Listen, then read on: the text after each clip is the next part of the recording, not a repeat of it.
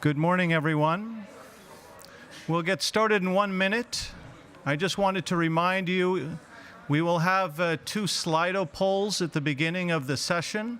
So if you have not yet downloaded Slido, please do so. And the event code is EUSEW 18, and we're in room Polak. And that should get you to this session.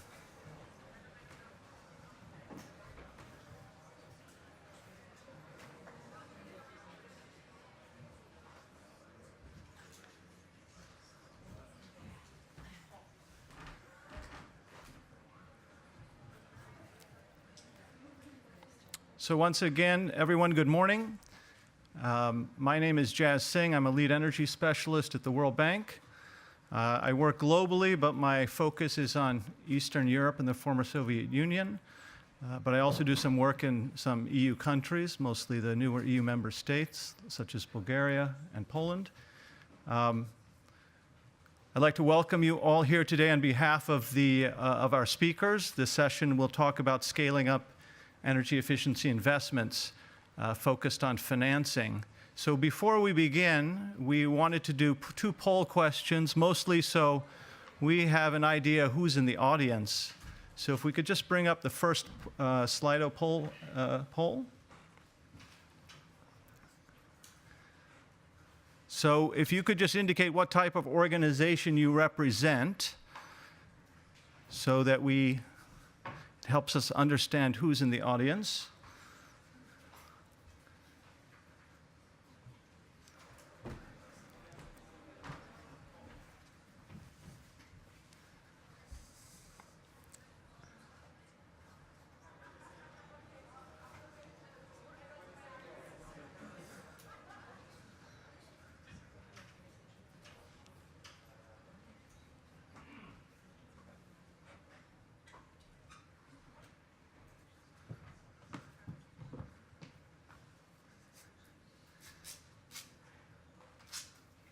Okay, that looks like we're mostly done. I thought there'd be more government here, but anyway. Okay, excellent. So a lot of private sector participants, that's good. Hopefully our discussions on financing will be useful. And if we could go to the second poll now. And we wanted to know what you feel the main barriers with financing energy efficiency are in the areas where you work.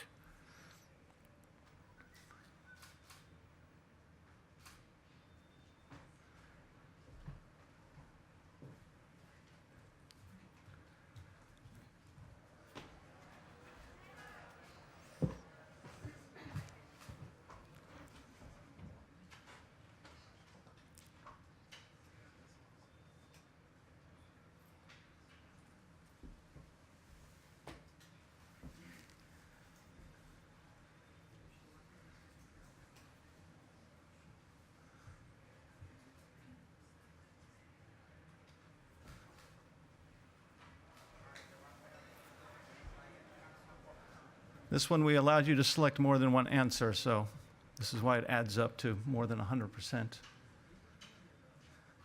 Okay, wow, that's interesting. Weak policy frameworks and low energy prices. I didn't expect that.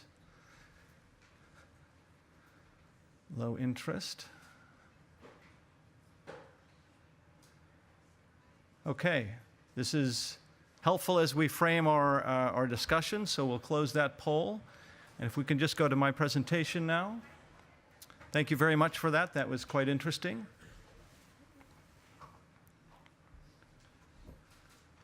So I just wanted to give just an opening on the World Bank's perspective with financing energy efficiency. First, just one word about us. The World Bank did not do much energy efficiency 20, 25 years ago. In the mid-90s, we had a mandate by our board to take energy efficiency much more seriously. Since our fiscal year 10, which started in July 1st, 2010, until now, we've done about 14 billion for energy efficiency. That's globally. You can see it's a little bit uneven by year, but I think the trend, we've averaged over $1 billion a year. The region that I work in, Europe and Central Asia, is the largest share, mostly due to the old Soviet-era infrastructure that needs to be upgraded. But we're also doing quite a bit in East Asia and in Africa, mostly on the supply side, transmission and distribution sectors.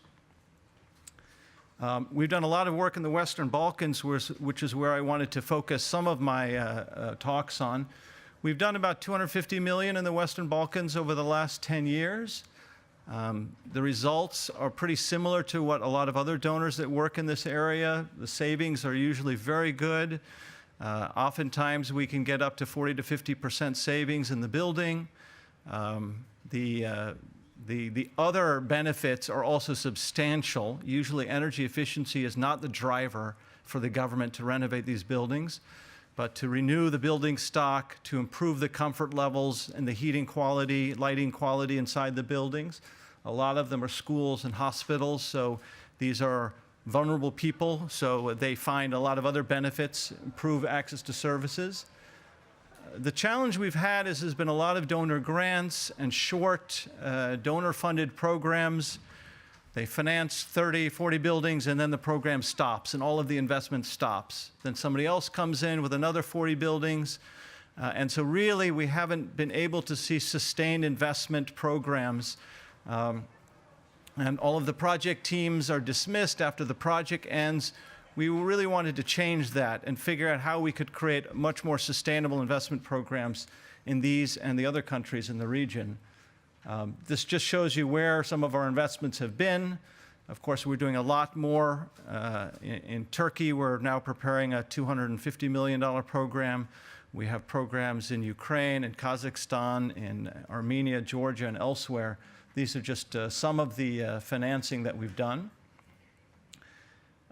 But why doesn't it happen? There's a lot of barriers. I'm not going to go through them. I just want to make the point that, unfortunately, sometimes one donor can really only focus on a few barriers. Sometimes raising awareness, sometimes training banks. This is extremely helpful, but unless you're able to deal with all of the different stakeholders involved and to address the broad set of barriers, it's very difficult to have a sustained market. And this is where sometimes one-off donor programs really tend not to be very effective.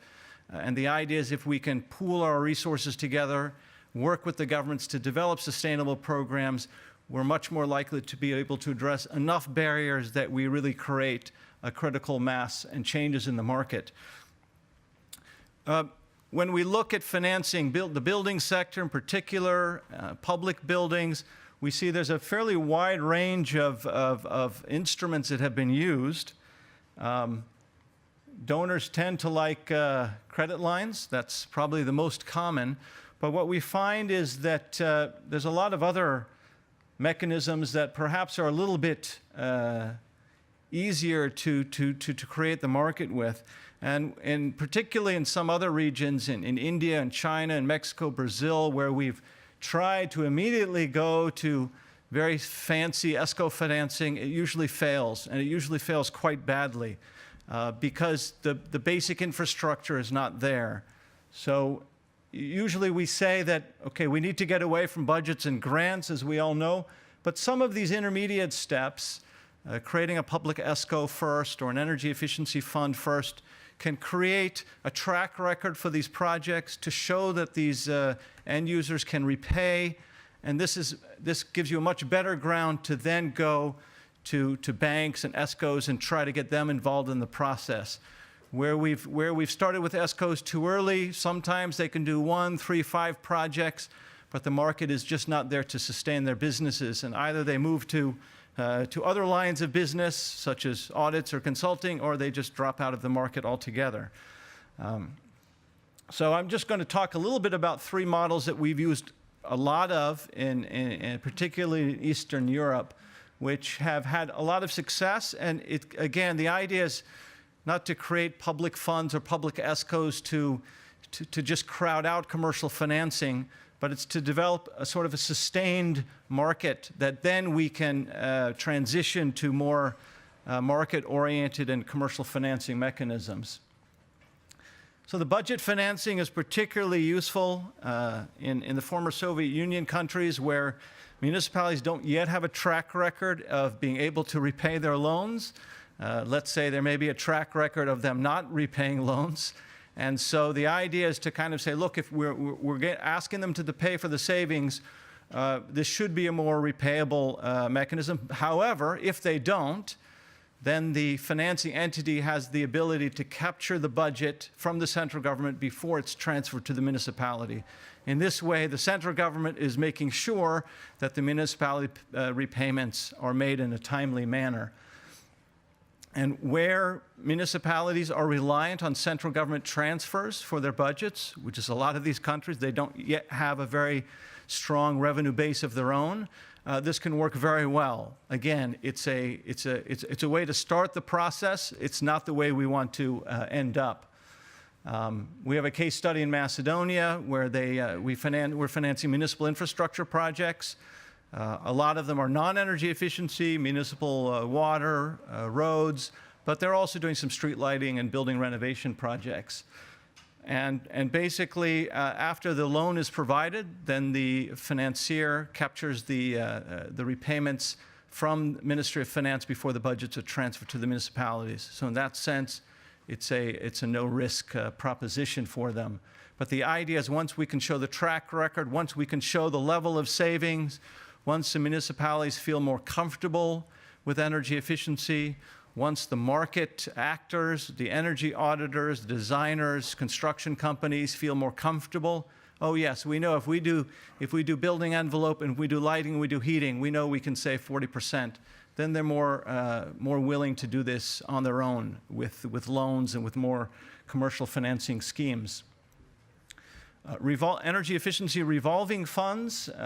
So there's two types of energy efficiency funds that are prevalent in EU countries. Some are called revolving. They provide grants, and then they get money back from taxes and other revenue sources. Here, we're really talking about revolving funds where a government entity is set up. They provide loans for energy efficiency, and those loans are repaid. And so we see a lot of these. We've set up ones in Romania and Bulgaria and Armenia. We're setting up two this year in Kosovo and Macedonia. And the idea is to, again, to establish this track record, build capacity in the market, and try and increase awareness and interest about energy efficiency. As I said, the main motivator after the building is renovated, when we ask people, how do you feel after the building is renovated? Energy bills are never mentioned. They talk about comfort levels, improved indoor quality, improved service quality. That's fine with us, as long as they see a lot of economic and social benefits that are derived from this. But we also want to show the business case, that in fact the energy savings are enough, maybe not over 5 years, but over 10 years or 15 years, to fully repay the investment. And this can be done through commercial financing as we move on. The most recent fund we did was in Armenia. We had an interesting new scheme there. They are very worried about the municipalities being able to keep the energy savings they had. This is a big problem for energy efficiency. Once your bill goes from, let's say, 100 euros a month to 60, then you're only going to get 60 next year. And so that 40 savings, they're not able to use that to repay. So we designed a special agreement called an energy service agreement. And the fund basically says, look, if you're paying 100 euros a month on average, we want you to continue to pay us 100 euros a month. We will make the investment.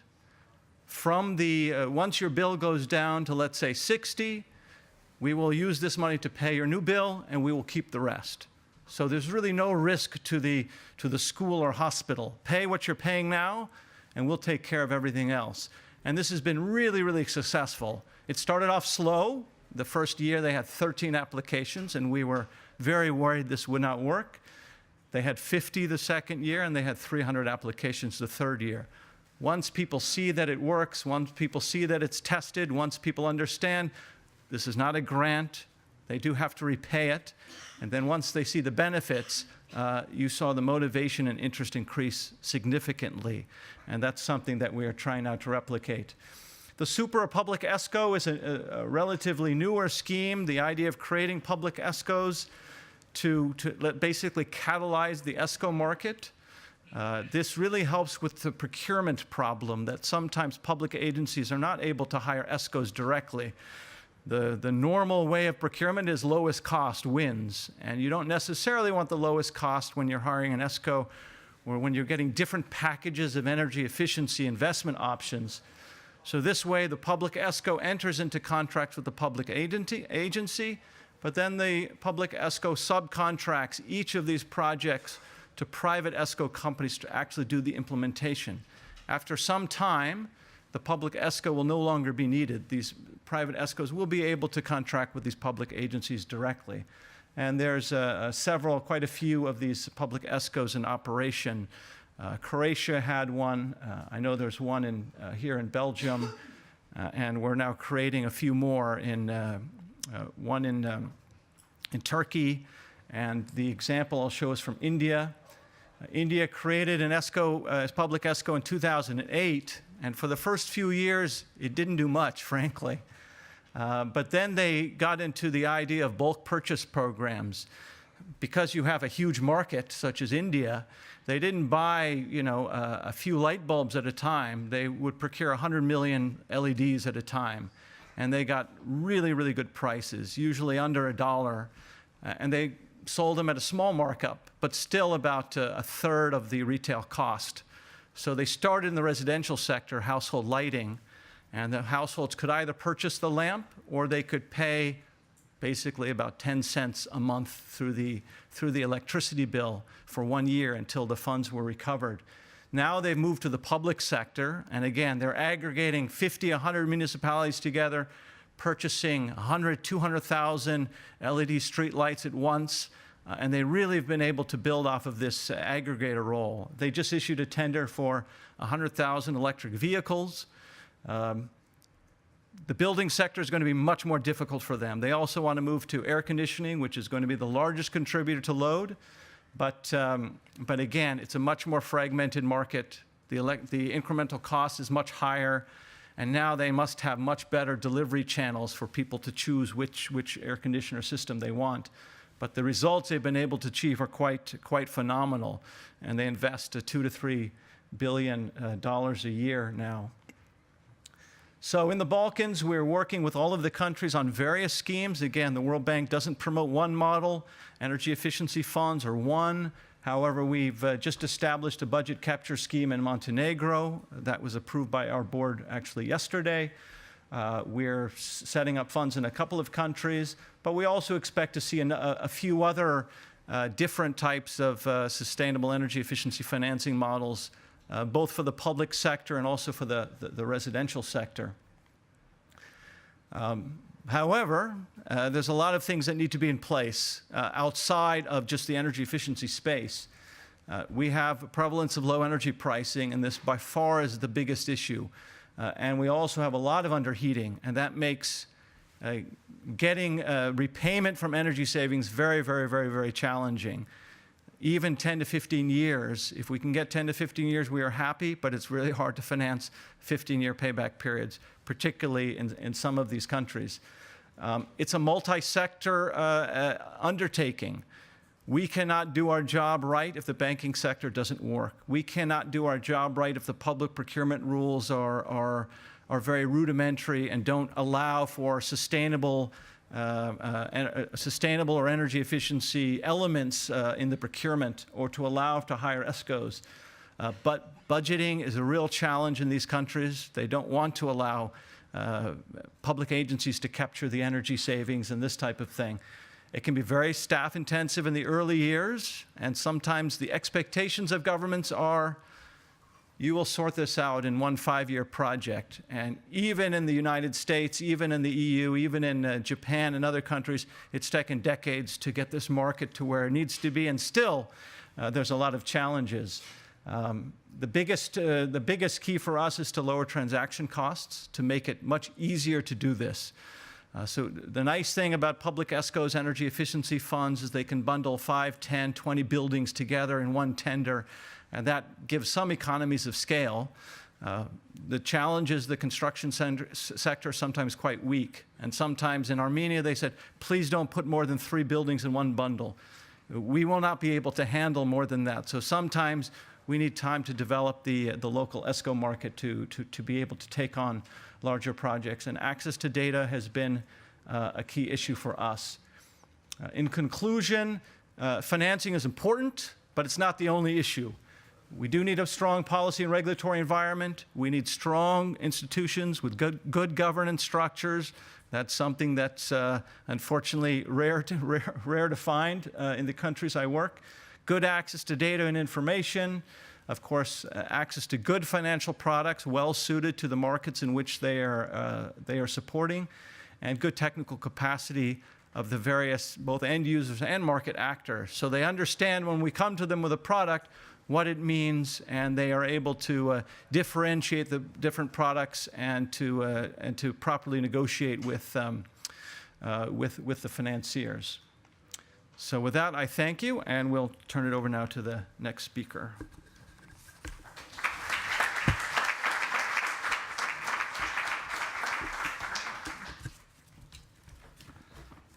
Now it's not staying.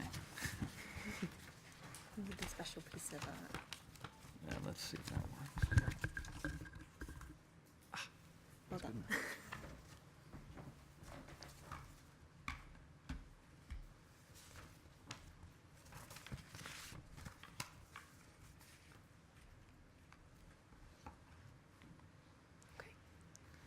Good morning, everybody.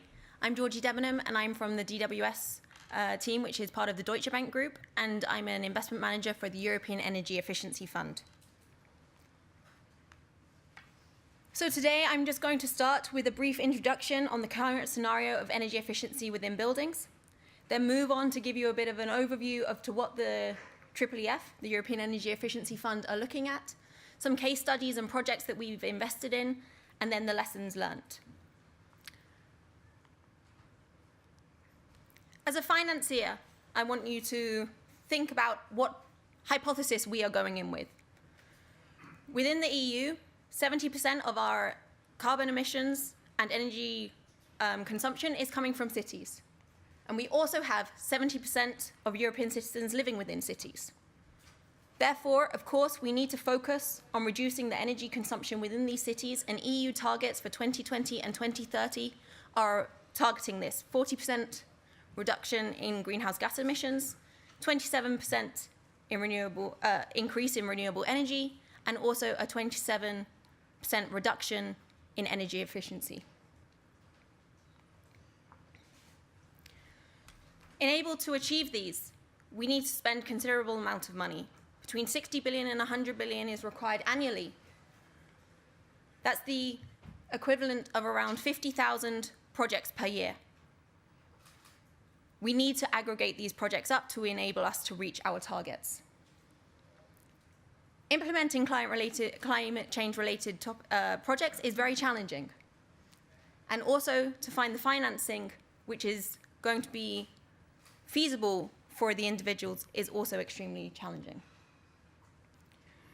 And the key thing, and also Jazz mentioned this, is the political willingness and the political guidance which is sustained throughout the time is imperative to enable us to invest in these projects.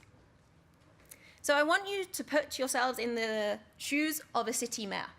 He has so many things to deal with. You've got traffic problems. You have air pollution. You also know that you need to ensure that your municipality is reaching energy efficiency targets. He also has heard about smart cities. It's very, very complex. Also, his city or his agenda is not exactly the same as someone else's. So where does he start? He has 4 years to achieve some key changes, move his city into a more sustainable place. And we are here as the EEF to support these municipalities with how to achieve energy efficiency, and specifically within buildings. he can use public-private partnerships, the PPP structures, to facilitate the investments for this.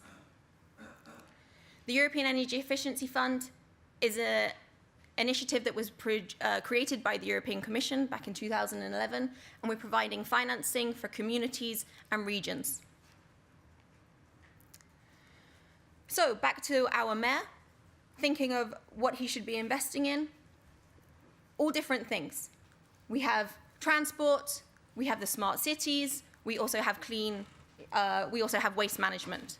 But the buildings is where around 40% of energy efficiency savings can be taken from. Investing in buildings has a number of different opportunities, not only within energy efficiency, but we've seen it contribute towards job creation. Also, buildings are a long-standing part of the urban architecture. It provides happy and healthy spaces for the environment, and also for provides social benefits for those who are living within the environment. So a little bit more about the EEF. As I said, we were developed back in 2011. We are a fund of 265 million euros, of which 135 have been deployed into 12 projects within 9 countries within the European Union. We have 4 investors: the European Commission, the European Investment Bank, the Cassa Depositi of the Italian Development Bank, and also Deutsche Bank. We currently are providing innovative financing structures within the debt and equity to public entities, to private entities that are supporting the public projects. And we are doing that through, as I said, debt and equity, and also we have a technical assistance facility, which is providing grant-based financing. So, a little bit of a case study. We recently, 4 years ago, invested in Région Rhône-Alpes, which is within France, and it was for a building retrofit project within public buildings, predominantly schools, but also some municipality buildings. And we had 12 projects in total, and they were of a total combined volume of 25 million euros. These projects have now been fully implemented through the PPP structure of EEF providing financing, construction financing into an SPV, and also then the municipality aggregated their projects so that we were working with a number of different municipalities throughout the region so that they could benefit from an aggregated portfolio. I will go into the key characteristics of the investment in a moment, but first I just want to show you a short project video.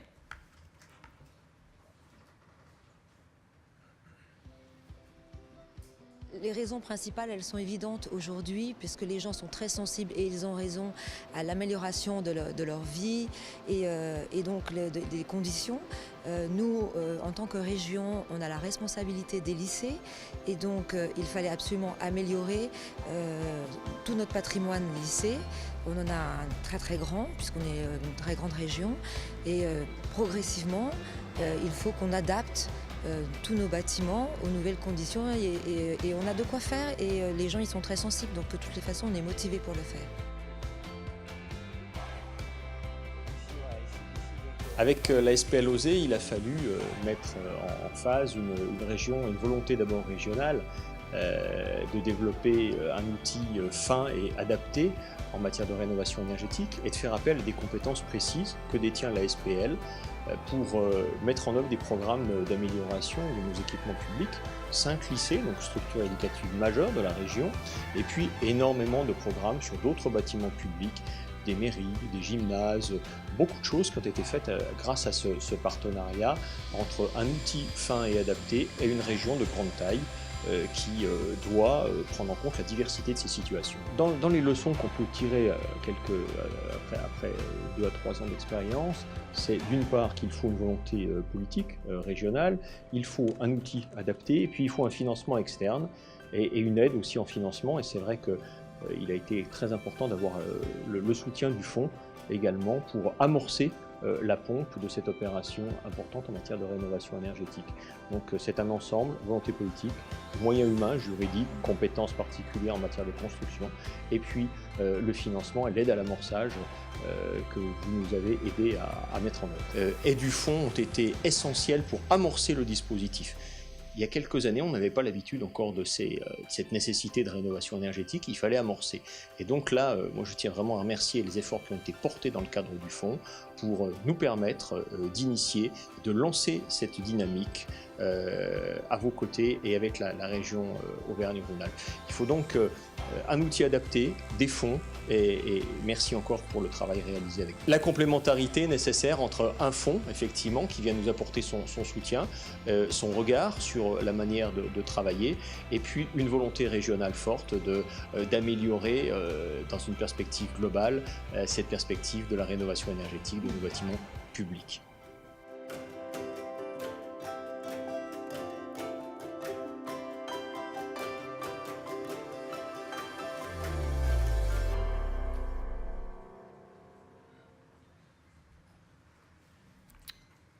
So that gives you a brief overview of some of the projects, or a project that EEF has successfully invested in and subsequently has actually exited of the project because they have now, the construction risk is over, EEF's financing is no longer needed, and they now have refinanced. And that's one of the real purposes that we see of EEF, to provide the flexibility of different financial instruments for different projects to enable them to get off the ground. The SPL project also benefited from the European Union Commission, the European Commission Technical Assistance Facility, and we provided grant money for them to complete the energy audits and feasibility studies of the project. As you also saw in the video, one of the most important things is the political willness.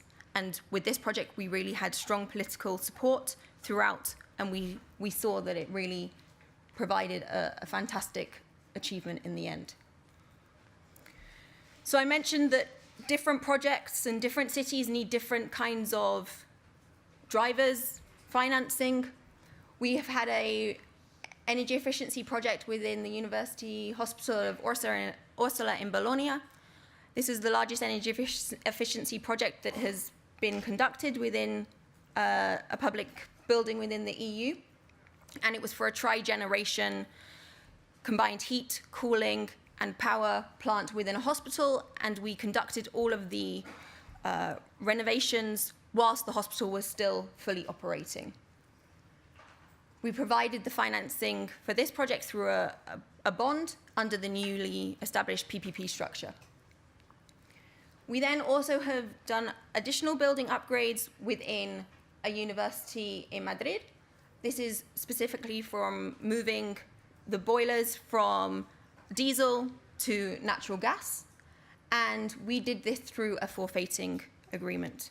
Different countries need different financing solutions, and we are able to work closely with the municipalities or with the ESCO companies and ensure that a structure is produced which is necessary for the project. As I briefly mentioned, we have a EEF technical assistance facility. This is complementary to the one that we previously run on behalf of the European Commission. This is through funding from ELENA, a Horizon 2020 program, and also from EEF's finances as well. We currently have a number of projects signed up to the scheme.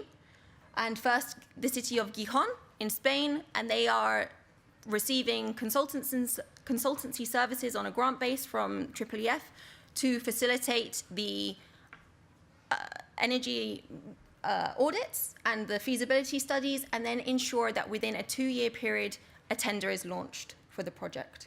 Public tender is launched. We also have the Dussel Palace in Modena, similarly the third beneficiary of the TAF, and this is purely for building upgrades. We see that the technical assistance facility really does facilitate new money coming into energy efficiency, which is much, much needed. And within our experience from when we were managing the EC TAF, we know that we really have to put pressure on the public entities and also move forward these schemes in a timely manner to ensure that the projects really materialize. So the lessons learnt. As we've discussed, there are a number of challenges with dealing with public entities, the procurement processes, dealing with different cities, different objectives, but with these challenges always comes opportunities. With the rapid urbanization that we are experiencing within the EU, we need buildings, we need energy efficiency, and these great opportunities are shaping the cities of tomorrow. Public entities are in the driving seat.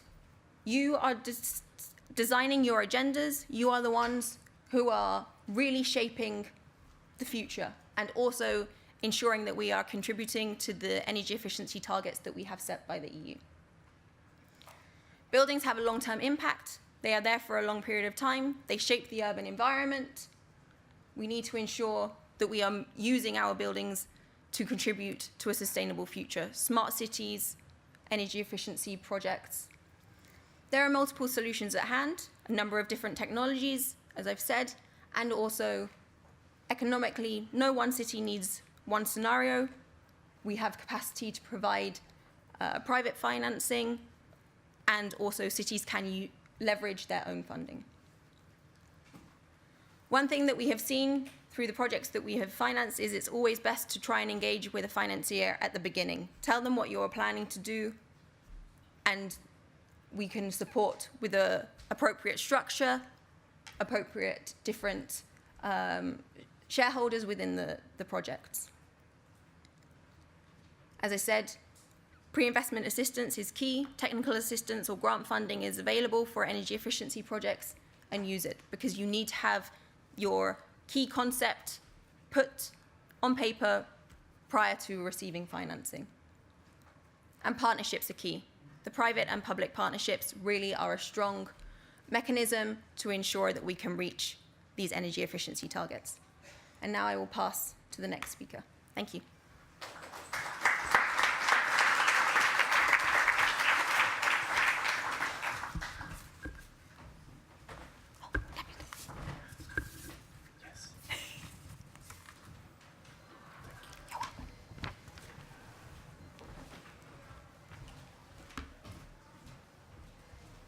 Okay. Good morning, everybody. It's a pleasure and an honor to be here. And I really want to thank the EASME and the European Commission to have supported us with the Horizon 2020 program. We start our project, as we will explain to you, in March of this year. And we've already been learning a lot, and we're growing a lot with this experience, and it's a pleasure to share the stage with the World Bank and EEF. So we're going to share with you what we are doing at the Europace initiative, which is a project to develop a platform for homes and building renovation with an innovative approach, holistic approach, towards citizens and homeowners that entails also financing. I'm lucky because before me, also in the previous panel, there was lots of incredible relevant information about what is the situation today related to the lifestyle that we have, the priority that we have from a policy perspective. So you all learn that 97% of existing buildings, that out of which at least 75% of them will still be here in 2050, 97% of these buildings are not at par, are not as efficient as they will have to be to accomplish with the goal of 2030, 40, and 50. So different studies, including the EFIGS, found out that in order to achieve our goals that are related to the COP21 and then the winter package, as you learned, there is a funding gap in terms of extra investment that needs to be done at least from now to 2030, that exceed 1 trillion.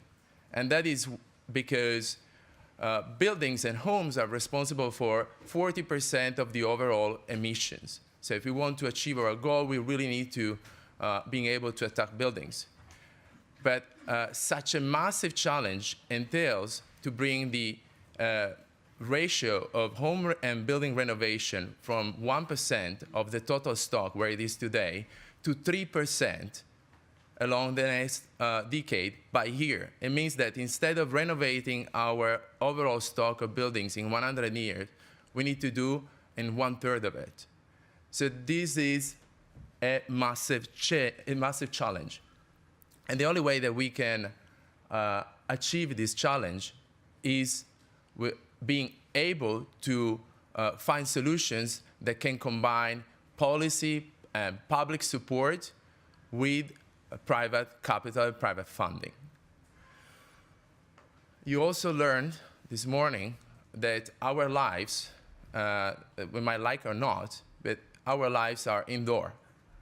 Just think about your daily life.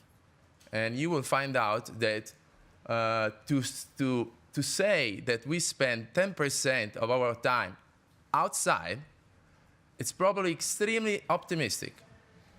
Because if you think about the time, even when you're outside, you're not really outside, you're probably in a bus, in a car.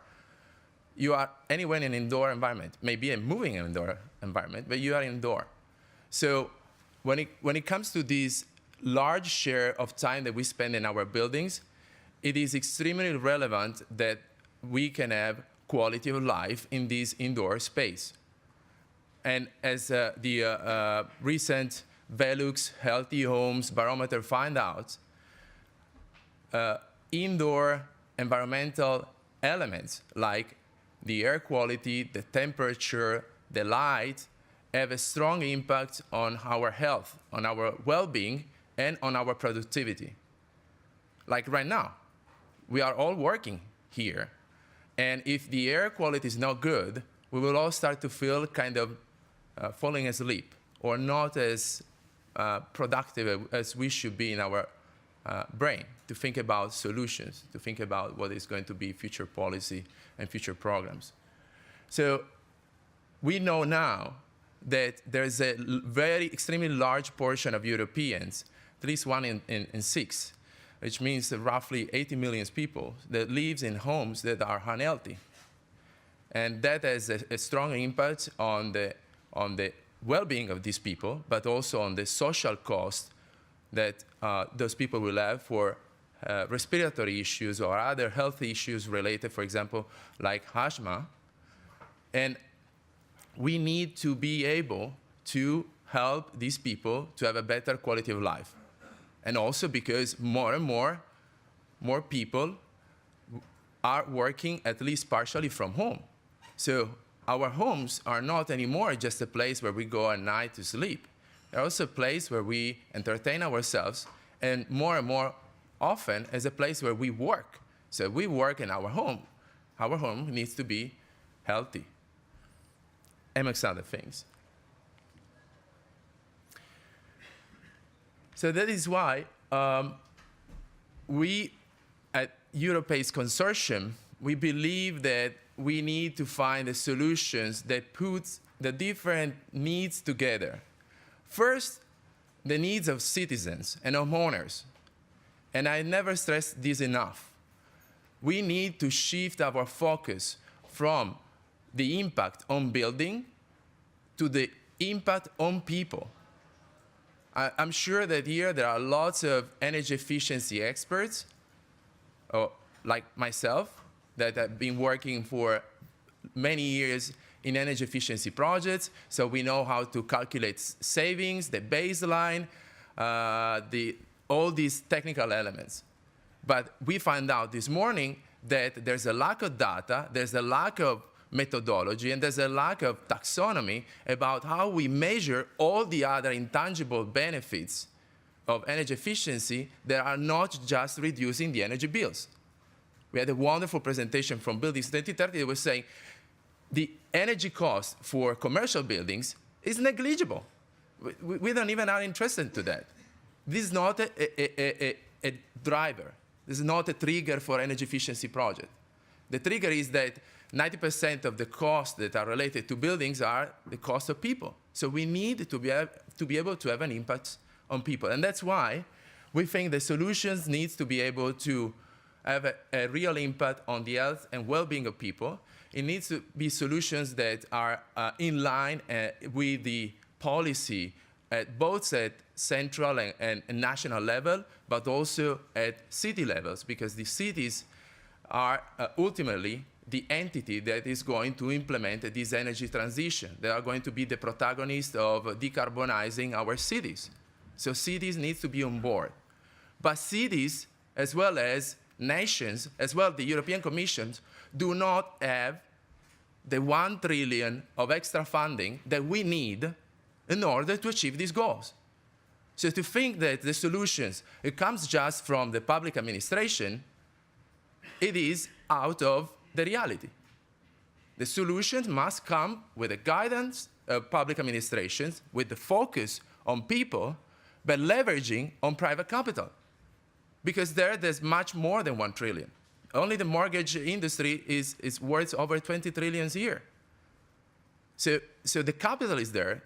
Capital markets want to enter in building renovation and energy efficiency, but we are not providing instruments that are a good match for what they need.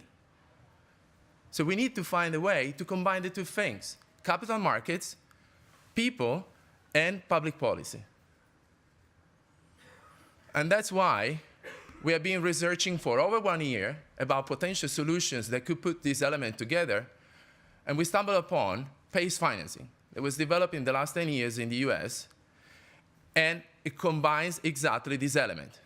Because, and this is the key message that I want to leave to you before handing over to my colleague, Kristina Klemovic. For the first time, there's an innovation that is not financial, is not technological, is not from policy. It is a cultural and mental innovation, which is, we understood for what all we are saying before, the challenge that we have, the priority set up by the COP21, the reality of climate change and what we need in terms of in energy transitions, that we need to be able to renovate homes and buildings. Therefore, for the first time, we all have to understand that implementing renovation and energy efficiency in my home, in my building, is not a private deal. It cannot be a private deal just between the bank and the homeowner. It becomes, for the first time, public good. This is a public priority. But on the other side, we cannot keep trying to tackle these with grants and subsidies, because the impact of grants and subsidies is extremely limited.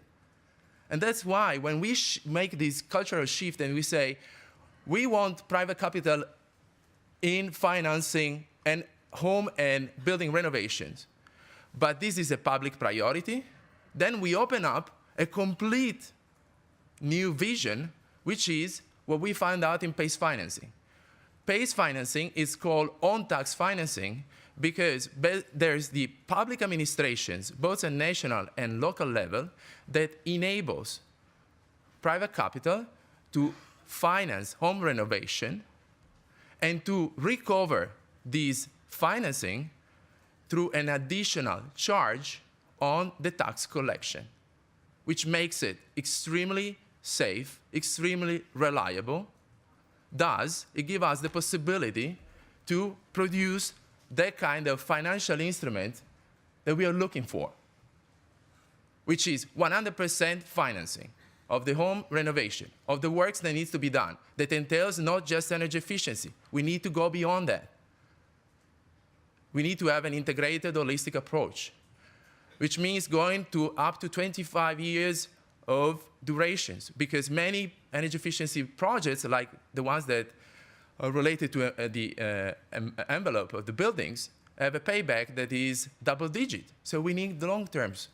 And we need the financing that is affordable for all the citizens.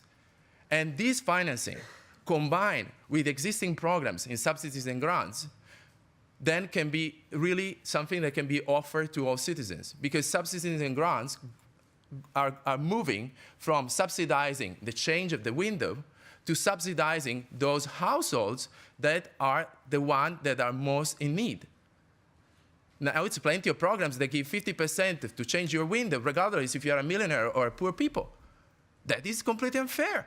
That is basically subsidizing rich people. We need to have instruments that are fair to all of us. And that's why we think that combining PACE financing with existing subsidies and grants based on the capacity to repay of households becomes a fair instrument that can have a large impact. And this is not this is my dream, for sure, or at least my aspiration. But it's not based on daydreaming. This is based on reality. This has been done in the last 5 years in the US. It created almost 50,000 jobs, because we know that energy efficiency created at least 15 jobs for each million that is being invested. And in this case, in the US, have been invested just in California and Florida and Missouri, almost $6 billion. Today, the program is available in 33 states, and it's growing. It's just in its infancy. The idea is going by far beyond these results. This is equivalent to getting out of the street over 1.5 million cars. Now we could discuss if those are American cars or European cars. Probably European cars will be double that. But, and I leave you with this message, this is being used also to finance seismic improvement or flooding improvement or other improvements that are related to climate resilience that are one of the priorities that cities are having today, and more year by year will be so. So we believe that this instrument, even if it entails some relevant changes, because of course the administrations have to approve this type of financing, it has really a huge impact in terms of the benefits they can deliver. And now let me hand over to my colleague, Christina, which has a long experience in PACE financing since the last 7 years. Thank you.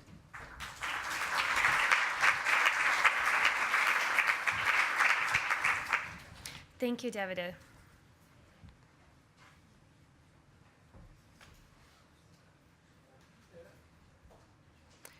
Well, I'll say a couple words while we're getting the slides ready for the continuation of the presentation. But PACE financing in the US has had a tremendous impact on both social and economic areas of cities and states as a whole. And what we're seeing is that PACE financing still has quite a bit of opportunity to develop. As Davide mentioned, right now, it's only available in about 3 states where there are multiple programs available to homeowners. So we're just at the beginning of that curve that's going to keep going upward. And so there is a tremendous opportunity for Europe as well. There are a couple things about PACE financing that I want to kind of unpack and separate in 2 parts. Unfortunately, there's not a perfect slide for that, but I'll try to walk you through it. So PACE, EuroPACE really focuses on the, wonderful, thank you, on the demand side barriers of energy efficiency investment. And let's think about that. So every energy efficiency transaction has 2 sides to it. There is a demand side and there is a supply side. On the demand side, we have actors like homeowners who actually use the financing and upgrade their homes. It's also contractors, architects, and auditors who are involved in the process. Then on the financing side, we have either banks or energy efficiency funds, and we also have energy efficiency programs that supply that service. And so while there's quite a bit of focus on the supply side on how to build that financing structure and how to perfectly tailor it to meet everybody's goals, there's very little focus typically on the demand side and really on figuring out how to stimulate the demand in homeowners. What are the main drivers of energy efficiency? And so PACE combines the 2 worlds perfectly, that it focuses on people and what drives people to invest in energy efficiency projects, which creates a pipeline of standardizable projects and in turn feeds into the supply side of an energy efficiency transaction. And thus, what we see is we see a volume of projects that can be easily securitized on the secondary markets. And so it's very important for us to really highlight this kind of two sides of this equation. It's the demand side and the supply side as well.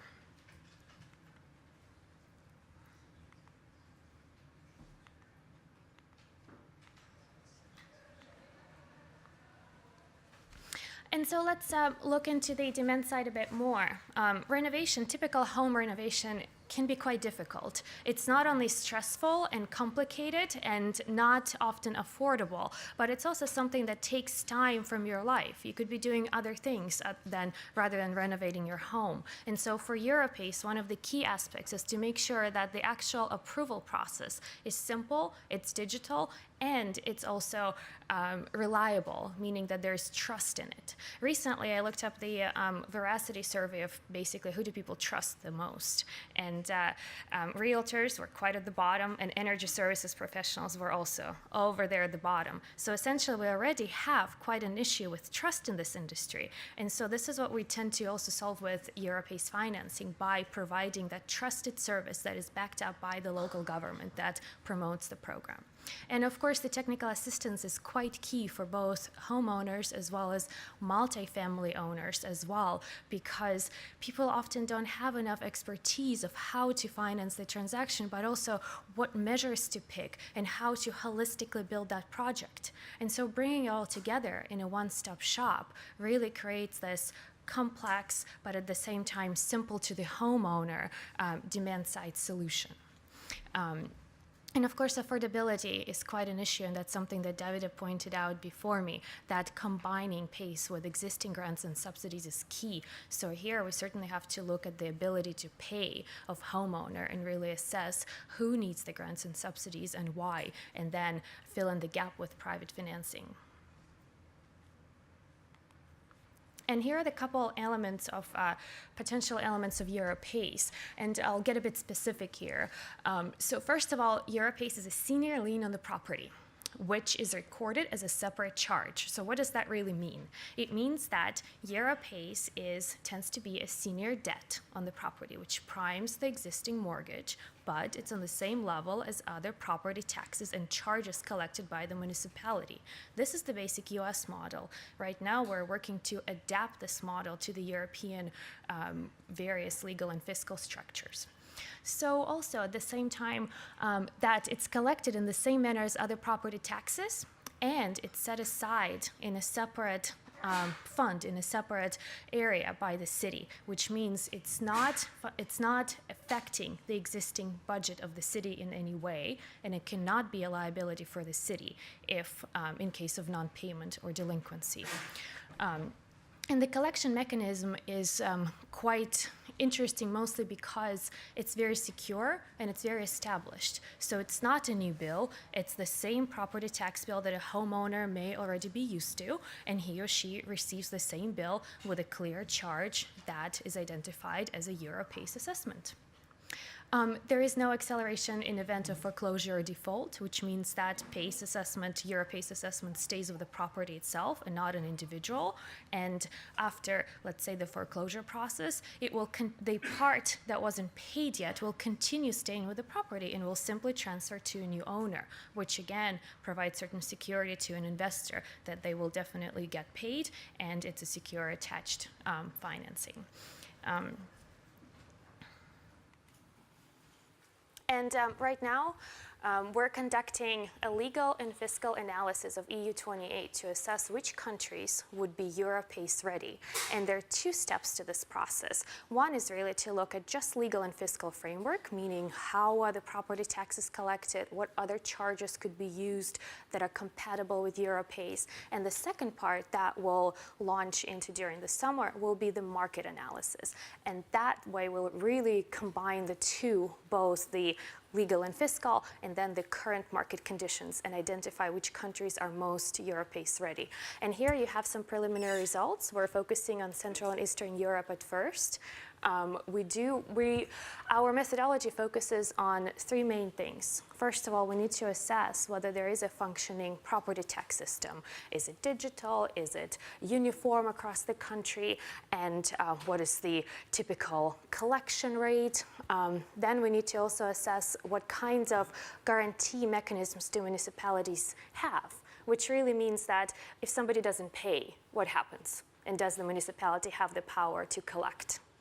And lastly, we're also going to look at the rights of the municipalities in terms of changing the property taxes and collecting them. And thus far, I'll give you two examples. One is the example of Hungary, another one is the example of Latvia.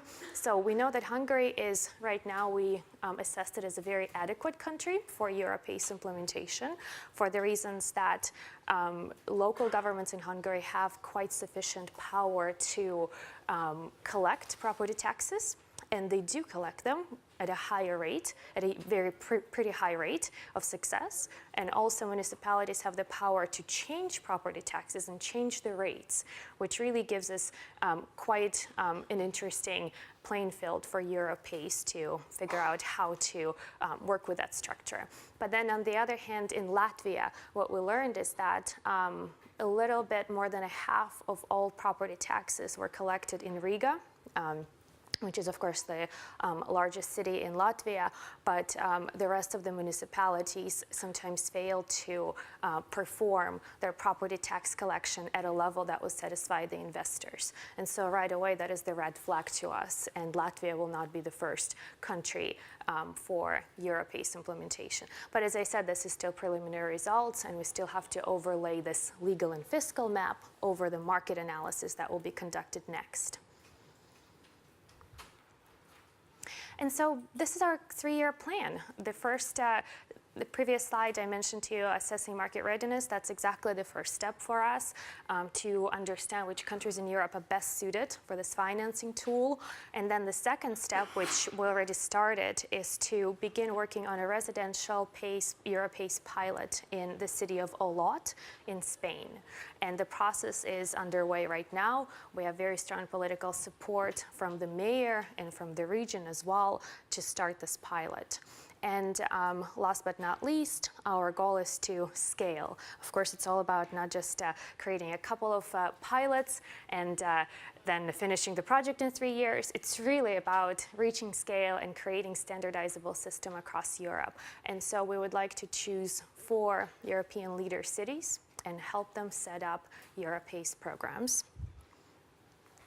And the team that's working on it, and some of you are right now in this room, we have a consortium of 8 organizations from 4 different countries, from Spain, Poland, Italy, and the UK.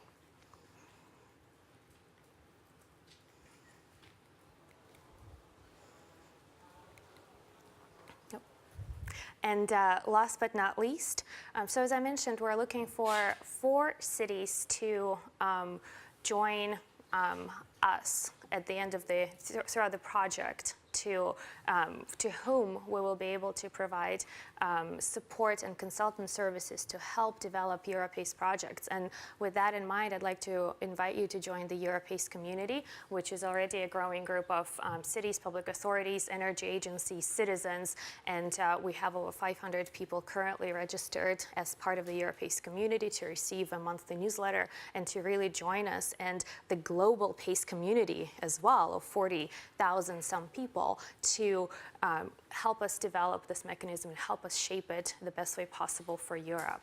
And I also would like to mention that on October 10th, we'll be holding a workshop at the EU Regions Week. That's another great opportunity to really engage with cities and energy agencies and figure out how to adapt Euro-PACE to new localities. Thank you.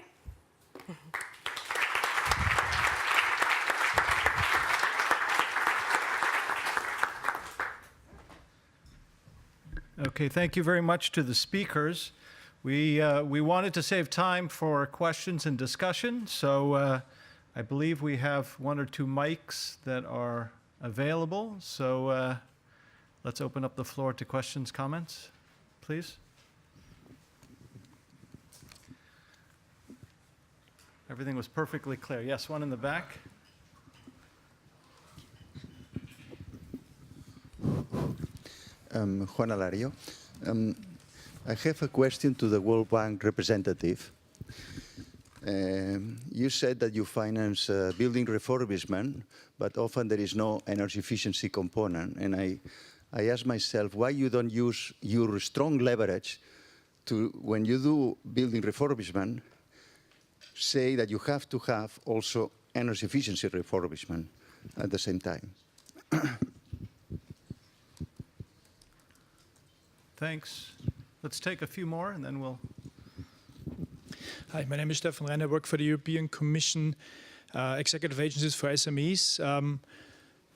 EASME, I have a question on and a comment. The question would be, you didn't mention much of the regulatory barriers. I see that there is, I mean, you have to change the way property taxes are collected. So what do you see as the main barriers in the different member states? I know it's a complex question. The comment would be to the audience.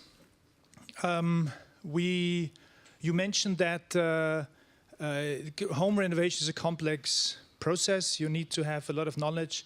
You need to coordinate a lot of people to be there at the same time with renovating your house. This is just for the audience. We are at the moment have a call open where we're looking for integrated home renovation services. We compared this to a wedding planner. So there's many things you don't want to learn about. So we are supporting now and funding new integrated home renovation. So please have a look at the participant portal. It's H2020 program. We're looking for interesting ideas and how this can be done. Europace is one of good examples.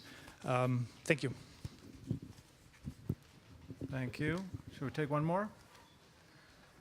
Okay, now we have three. Let's take the one in the back and then we'll get these two in the next.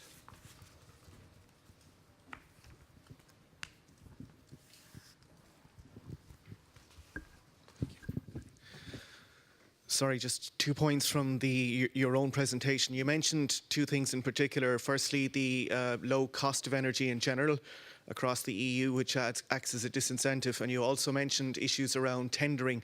How or where do you see those points being addressed? Because basically, if there's no return on projects, if people, for example, can't see a direct return in terms of insulating or creating energy efficiency in their own homes, then they're not going to undertake it. And secondly, the issue, as you pointed out, around contracting and you know, their issues have arisen again in the last number of days, particularly in Ireland and the UK, around public-private partnerships which collapsed. So trust in that area is a little bit lower, but also in terms even of securing tendering on the basis of lowest price tender is an issue. And how and where do you see both of those issues being addressed? Thank you. Thank you very much. So why don't we take those three questions and then we'll open it up for another round. So for the first question, I apologize if maybe I was not clear. The main reason we renovate the building is for energy savings. And the energy savings are substantial. I think I said 40 to 50% in general. The difficulty is, one, not always can the energy cost savings pay for the investment, and that's because the energy prices are low. And second of all, sometimes the actual energy savings is much, much lower than 50% because of significant underheating. I'll give you an example. In the Balkan countries, we've renovated a number of buildings where what we call the normative energy savings are around 60%. That means if we calculate how much energy the building would need in order to hit heat at the national norm of 20 degrees, and we compare that with the post-renovation use, it's about 60%. The problem is, before the renovation, the building was heating at 15 degrees. So unfortunately, there's a huge, some of that energy savings can't be captured because of the underheating. So the technical energy savings are substantial, but because of the underheating, because of the low energy prices, it's quite low. The other problem we have is that some of the buildings are, let's say, a disaster, to be kind. The buildings need a lot of non-energy efficiency investments as well. They're not structurally sound, huge decades of lack of maintenance have really made the structure and sometimes the roof and the walls so bad that they have to be repaired. Some of these, particularly in the Balkans, Turkey, and you moving on east, are in earthquake zones, so they have to be upgraded to meet local seismic codes. So we have a number of challenges to just use the energy cost savings to repay the investment, but we do require that energy efficiency is a key component. And where they've adopted some sort of a certificate, such as the EPBD or other certificate, we always require that they place a certificate after the building is renovated. Unfortunately, many of the countries don't have that. On the last question of pricing and tendering, so obviously we don't work in EU countries, or most of them. I mean, the World Bank has done a lot to work on energy price and tariff reforms. The problem is those countries that were amenable to it, we largely did that in the 90s and early 2000s. Those countries that still have not done it are holding out. And it's particularly difficult. It's really a political challenge because people do not feel that the utility is providing good service. They don't want to pay. And then the politicians don't necessarily have the political will to increase prices. The next country I think will see a huge change, if it's already happening, is Ukraine. But I think a lot of the other countries recognize that until the energy prices go up, energy efficiency really is not going to make a lot of sense. Tendering, I think part of the idea, nobody likes to change public procurement laws. Public procurement laws are holy to many governments. When the World Bank finances a project, we require them actually to use our procurement methods, not their own. And this actually gives us one advantage. We can say, so for example, when we did the project in Armenia, we said, don't change your procurement laws. We'd like you to try something new. We'd like you to specify the minimum level of savings, 30%, and call for proposals from different companies. These are the measures we think can save 30%, but you're free to propose any technology, any measure you like. And we'll select based on the highest net present value, which is just a function of the energy cost savings and the investment. We did that for 4 years using our financing. And when the project closed, the government changed their public procurement law to allow this. So without changing their law, it allowed them to try something new, to test it, to feel comfortable with it, and then they changed their law. And so we're now at least pushing this in a number of other countries. But, again, if you have countries that, how shall I put it, have a lot of bad tenders and corruption and other problems in the process, introducing net present value creates a huge opportunity for more bad behavior. So unless the governance structures are in place, unless you have a lot of faith in the evaluation committee, we would be reluctant to recommend it for any country. But I think that's the trend that we're going to see more of, is moving away from least cost and more to life cycle cost and net present value. And let's ask the others to respond.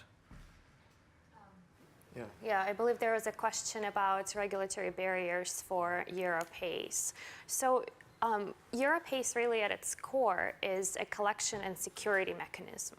And so if there is not a proper or a sufficient collection mechanism in a particular country or security mechanism for non-payment or delinquency situations, then that country would not be the best candidate for Europace. So this is really kind of looking at very, very technical aspects, right? For the reasons of we'd like Europace to be a scalable and investable product. But at the same time, we have to look at other market aspects. For instance, is there already an existing program in that country that has gained sufficient market traction and that is well recognized in that particular area? Then perhaps it may not make a lot of sense to introduce Europace at the beginning as a new tool. So, and of course, above all, we need to have political leadership, and energy efficiency first principle needs to be in play. And if it's not there, then it's quite difficult to introduce a new program, which sometimes may require a legal change at the national or local level. But overall, I also want to stress that PACE financing in itself, it started in the US, but it also spread to Australia, South Africa, Canada, and their recent exploration into the PACE concept in China. So it is adaptable to many different frameworks. We just need to figure out that right collection and security mechanism, and to find the right market conditions for EuroPACE to really have a perfect testing ground in Europe before spreading it across other countries. Yeah, and I mean, if I can add a few words to what Christina said, borrowing a little bit from the approach that Jas was explaining from what they learn in the Eastern Europe, we are trying to do something similar with our pilot city and our pilot country, which is Spain. So we made a leap of faith when we presented our proposal that based on our initial assessment from a legal and fiscal perspective, that in Spain it was feasible an initial form of on-tax financing to finance home and building renovation. And that is what we are working on and what we are preparing in our initial phase in, as we explained, in North Catalonia and in a larger scale in a phase 2 in the Basque country, which is a north region of Spain around Bilbao. So the approach that we are having is we are moving in parallel a lobbying action to promote law amendments that would enable PACE financing at national level. And at the same time, we are studying for our pilot how PACE financing could be implemented in the existing legal framework, of course, with more constraints and limitations. So let's say the beta test, the version 0 won't be ideal or perfect, but it will be a good proxy to what we want to develop. In that way, we will create momentum, we will gain experience, we will gain speed. And so if by the time that we are implementing the pilot, still we didn't get the law amendment, the results of the pilot will help us to really push and have some leverage to obtain the national level implementation.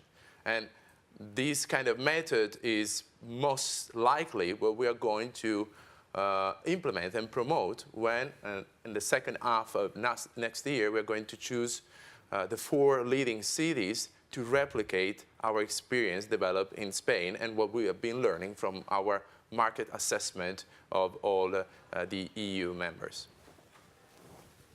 Great, thank you. Why don't we take one more round of 3 questions? I think we have 2 up here, 3 up here, 4 up here. We'll take 4 more.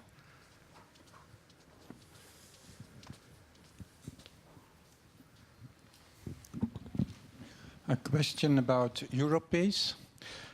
Who takes the debtor risk? That means payment via taxes is extremely safe, it was said. There was also said there is a strong consumer protection policies. But when there is a non-payment, who takes the risk? Who will be deceived? Yeah. Great. Next to you. Yeah. Thank you. I understood from what was said that although the energy savings component is very important, many of those who benefit from these savings actually stress even more the healthy indoor climate that is resulting from these investments.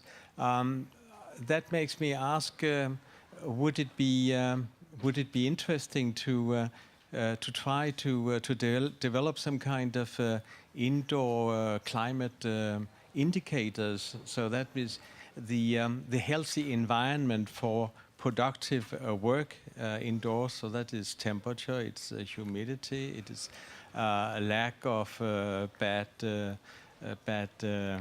chemicals, and so on and so forth.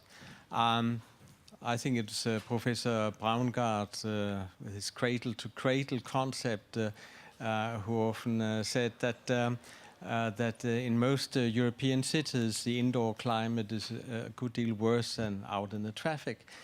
So if you could make some kind of standards for indoor climate, then we would be able to create a market for renting office space and so on that conforms with these standards.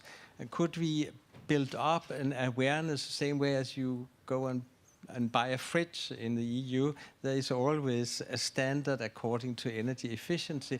So we could have a similar indoor climate standardization, and then we would be able to see mass dissemination of that kind of technologies. And then in the end of the day, it's a question of what do you pay for when you pay your rent for your office space or whatever. Thank you. Thank you. Okay, there's two over here. Okay, I'm Cristina Vasilescu from Italy. I have a question for PACE. I understood that you propose a shift from the impact on the building to the impact on people. Yet, when I'm looking to the issues you are assessing for seeing whether countries are fit or not, you are looking more to the legal, regulatory, and fiscal, let's say, frameworks. I'm wondering whether you are also considering public participation, culture, experience, and more in general, where people stand in your model. Thank you. Okay, last one. Okay. Just working. Eero Airio from Commission DG Energy Retail Markets. Just picking up on one point, the theme of cities came up here. Mayors, you're working on that. A question and a suggestion on that. You said you want to choose cities for the Eurospace. And when I listened to the cities that were coming up here, there was Bologna, there was Olot, there were a couple of other ones. I see those are all cities which are part of the Covenant of Mayors for Climate and Energy. So I was wondering if you've actually been in contact with that initiative. It seems to be the case. That's good, because I think that's the kind of leads which will take you to cities where there is political will to do things and where people actually are doing things. So that's a good network for when you want to spread out, when you want to deploy ideas like that.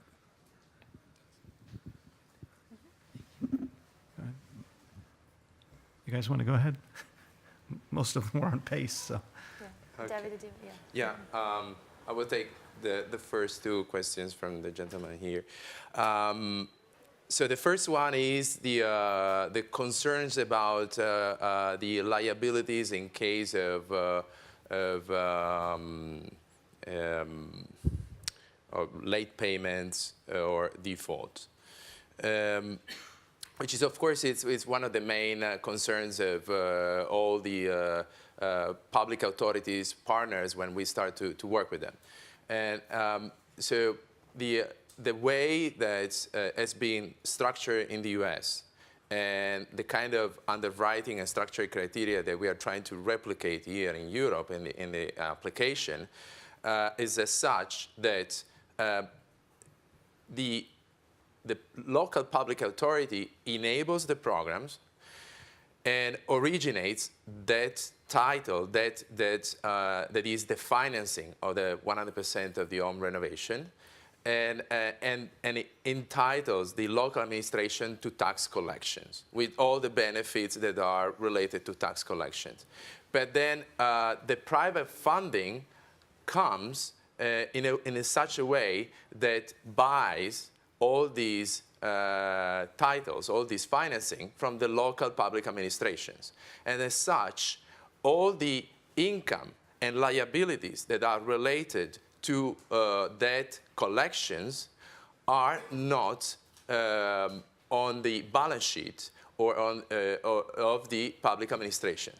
In other words, in case of delinquency or default, the private capital is the one that bears the risk, or in our case, the PACE administrator, the PACE promoter, it is the one that is liable for the losses that will be generated from delinquency or default.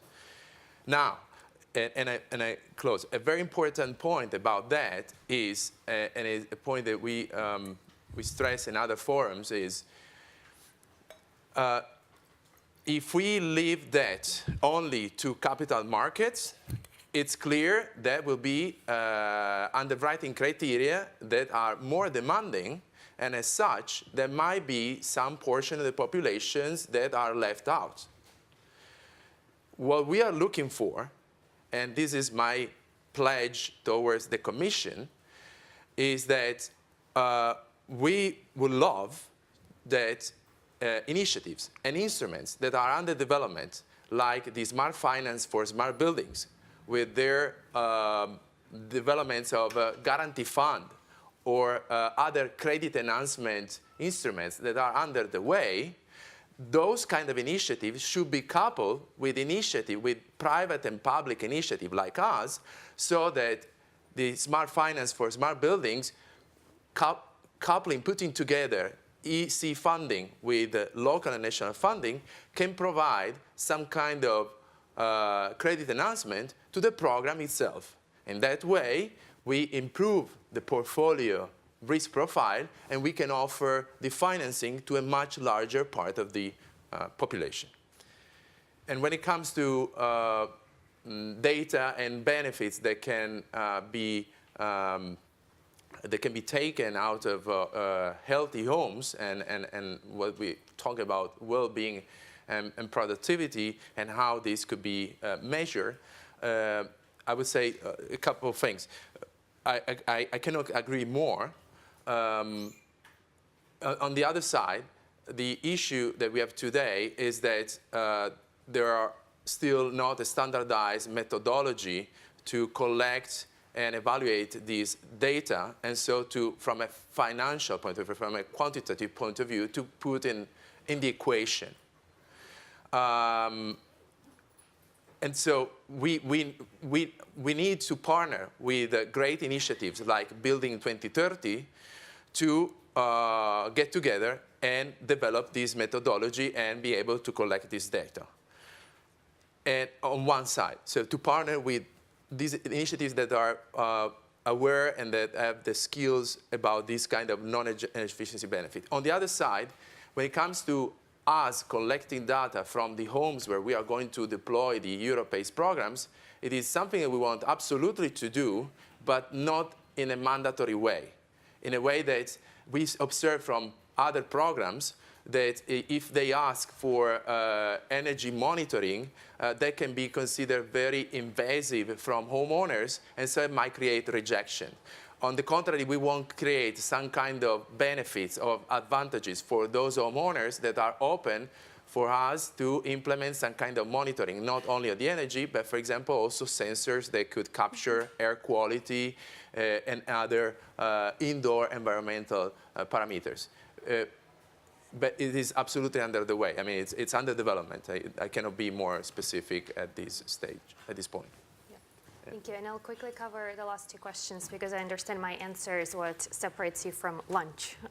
So on the first side of the question, whether we're looking at citizens and their concerns and their interests, absolutely. So, but step one is to really understand if it's a go or no-go by just assessing legal and fiscal framework. And then step two, we'd like to dig in deeper and understand how do people think about also home ownership. Do they actually rent? Do they own? And what we learn so far, just an anecdotal example from outside of the EU, Norway and Switzerland are kind of the two completely different poles, where in Switzerland everybody rents and in Norway everybody owns. And that changes the landscape quite a bit, and so we want to look at those questions as well. And also, as one of the benchmarks for us is the study that was probably mentioned in the earlier panel by the EMAP project. That was created by E.ON with a consultancy called Basis in London, and it really focused on consumer engagement and consumer reactions to energy efficiency. And if you haven't seen that, that's completely worth it. It looked at Italy, Germany, Sweden, and one more country, and it really analyzed how people think of energy efficiency. Would they rather refurbish, or would they actually rather just move out of the house and buy a new house? And those are exactly key questions for us to understand what is important for people and what are the triggers again. We have our assumptions that comfort, health, well-being are important, but perhaps there are also other triggers. And of course, based on geographical areas and different populations, we know that those folks who are living in energy poverty, which is about 52 million Europeans, are quite impacted by unhealthy buildings. So with those areas, we'll have slightly different sub-triggers as well. So it's definitely our focus. And just quickly cover the last questions. I wanted to thank the Covenant of Mayors, Eurocities, Energy Cities, and C40 for being our partners in dissemination, and they've been incredibly helpful even from the very beginning when we were just working on a proposal about a year ago and sharing this idea with their cities, who provided letters of support. At the end of the day, when we applied last year for Horizon 2020 funding, we had over 80 letters of support, and mostly from cities and energy agencies across Europe. So there's definitely tremendous momentum, and we're only looking to scale that even more. So thank you. Great. Thank you very much for attending the session, and I suppose it's lunchtime now. Thank you.